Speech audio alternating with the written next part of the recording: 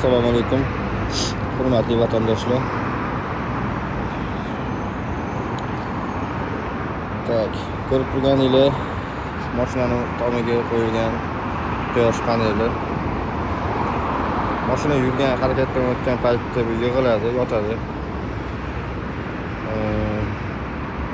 Ishlayotgan paytda meni o'zi ishim shu ko'chada mashinada o'tirib odamlarga xizmat qilish. Asosan antiradorlarni prashikta qilish. Bundan tashqari boshqa xizmatlar, ya'ni tuzatish, remont qilish farqi yo'q. Bitta texnikaga o'tib ketaveraman. Masalan, elektroinstrument kelgan akkumulyatorlar bilan ishlayman. Bu videodan maqsad ko'plar mashinada o'tirganimda mashinadan o'tadigan odamlar, endi kuniga ko'p odam o'tadi, savol berishadi. Mashinangiz ko'pda yuradimi, quyosh panelida yuradimi deb. Qiziqib so'rashadi. Hayron bo'lib, kulimsirab. Shunda aytaman, tushuntiraman. Tushuntirganimdan keyin hayron bo'lib, yana hayron bo'lishmaydi-yu.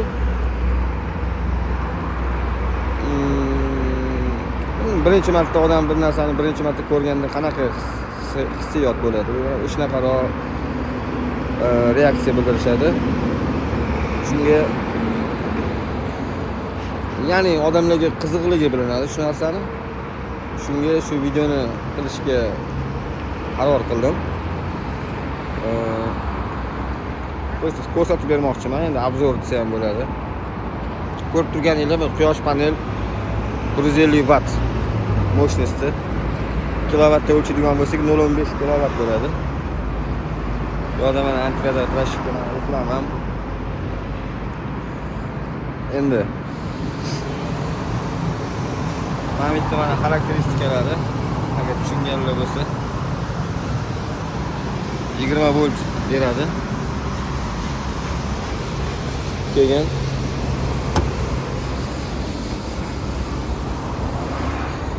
tak, ham yoqda mana kontrolleri bor.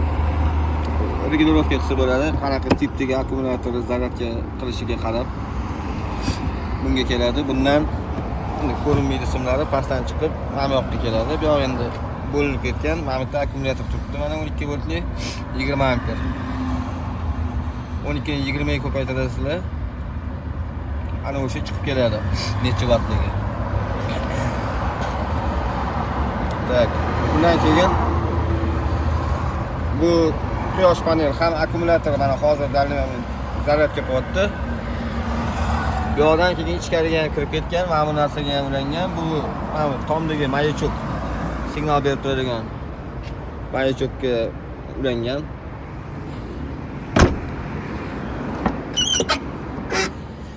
Mana bu yoqda bitta mana nima desam ekan, adapter bor. Bu yoqda 3 USB hidi bor, 220 volt qilib beradigan invertor ham bor. Mощности katta emas, lekin misol uchun telefon zaryadga qilishga, kompyuter zaryadga qilishga 220 voltda yetadi mощности. Lekin masalan choyni ula olmaysiz, tashlab yuboradi, защита ishlab. Tak. Bu yoqqa kelyapti. Bu yoqdan ketib mana bitta yana bitta bu ham bitta power bank, endi bu yoqda jump starter deydi. Jump starter, ya'ni mashinalar akkumulyator o'tirib qolgan bo'lsa, tak. Mana baklashkamiz qolib ketibdi. Endi mashinada ko'lga ichib o'tiraman. Qolmasiga olib tashlaymiz. Tak, jump starter zaryadga qilyapti. Hozir bu ham nasos, ham jump starter, ham power bank. Bundan tashqari mana bitta asosiy power bankim bor mana. Tak, watt 29 watt. 28 watt. Zaryad qilyapti hozir buni. Mana hozir 56% ga to'libdi. Ya'ni quyosh borligida zaryad qilib olaman hamma qurilmalarim. Mana bitta notebook mana. Keyin quyosh botgandan keyin shu akkumulyator to'klardan foydalanib o'tiraman shu yerda. O'rtoqlar. Menimcha agar menga o'xshab ko'chada ishlab oilasini boqib tirikchilik qiladigan odam bo'lsa, Menimcha bu video foydali bo'lsa kerak, chunki hozir hamma narsa tokda ishlaydi. Tok kerak. Bu yoqdan unga yalinib, bunga yalinib rozetka qidirib yurmaysizlar. Shunda quyosh panelini qo'yasizlar-da. Mana shunaqa menga o'xshab ishlab o'tiraverasizlar. Shunaqa gaplar o'rtoqlar.